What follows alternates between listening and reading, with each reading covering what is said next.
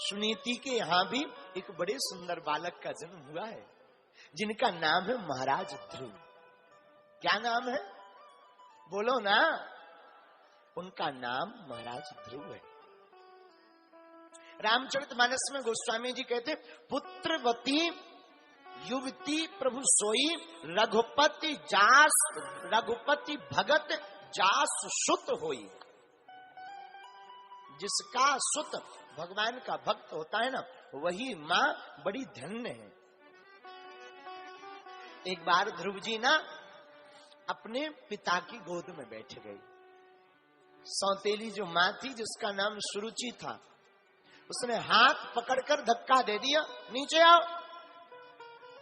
बेटा, तुम्हें बड़ा शौक है अपनी पिता की गद्दी पर बैठने का, पिता की गोद में बैठने का। बेटा, तुम अधिकारी नहीं हो, क्योंकि तुम हमारी सौतेली के बेटे हो। तुम्हें अगर इस गद्दी पर बैठना होता ना, तो तुम हमारी कोख से जन्म लेते। फिर भी बेटा, एक बात बोलूं, एक काम करो, तुम भगवान का भजन करो और भगवान का भजन करके भगवान को प्रसन्न करो। बेटा, जब भगवान प्रसन्न हो जाए, वरदान मांगने को कहे ना, तो बेटा एक काम करना, भगवान से कहना, भगवान हमको ना हमारी सौतेली माँ की कोख से जन्म दे दो। ध्रुव जी की आंखों में आंसू आ गए। रोते हुए ध्रुव जी महाराज अपने घर को आए। आंखों में आंसू देख करके ध्रुव की माँ कहती, अरे बेटा क्या हुआ, क्यों रो रहा है? ध्रुव जी बताना तो चाह रहे, लेकिन वो सौतेली माँ के वचन इतने तेज लगे कि ध्रुव जी फूट फूट करके रोने लगे। माँ को देखा ना गया। माँ ने आंसुओं को पोंछा, बेटा क्या हुआ? तो जो साथ में बालक गए हुए थे ना, उन्होंने पूरी बात बता दी। माता जी, सौतेली माँ ने बड़ा भला बुरा कहा है। क्या क्या कहा? बच्चों ने पूरी बात बता दी। बच्चों की बात सुनकर धन्य है सुनीति माँ। सिर पर ध्रुव जी के हाथ फेर करके कहती, बेटा तुम्हें पता है तुम्हारी सौतेली माँ बहुत अच्छी है। ध्रुव जी चौंक गए, हमारी सौतेली माँ को इतना अच्छी क्यों कह रही? अरे बेटा, जो रास्ता में आज तक तुम्हें बता नहीं पाई, जो उपाय में तुम्हें आज तक बता नहीं पाई, जो मार्ग में आज तक तुम्हें बता नहीं पाई, वो मार्ग तुम्हारी सौतेली माँ ने बताया। कौन सा? बोले तुम्हारी सौतेली माँ ने परमात्मा का रास्ता बताया।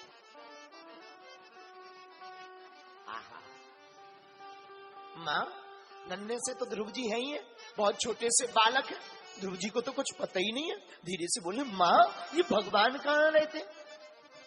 बेटा, हरि व्यापक सर्वत्र समाना, प्रेम से प्रगट होई मेरा, प्रेम से प्रगट होई मेरा।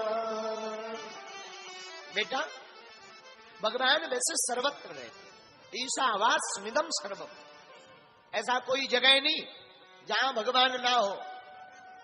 लेकिन भगवान को पाना है ना, एकांत जाना चाहिए। मैं एकांत क्यों? बेटा, एकांत में मन परमात्मा में ज्यादा लगता है। अच्छा माँ? हाँ माँ, तो भगवान की भक्ति कहाँ करें? बेटा वन में जाकर के करो। देखो कितनी अच्छी माँ है, बचपन में ही अपने बालक को भगवान का रास्ता बता रही। आजकल की माताएं तो बाबा जी के नाम से डरवाती, बेटा बिस्कुट खा ले नहीं तो बाबा खा जाएगा, बेटा रोटी खा ले वरना बाबा खा जाएगा। हमें हंसी इस बात पे आती है कि बाबा जी लोग इतने भूखे हैं कि तुम्हारी बिस्कुट ही खा जाएंगे, है? राम बचावे। एक बार एक व्यक्ति, एक महात्मा बस पे बैठे बैठे जा रहे थे कहीं यात्रा में।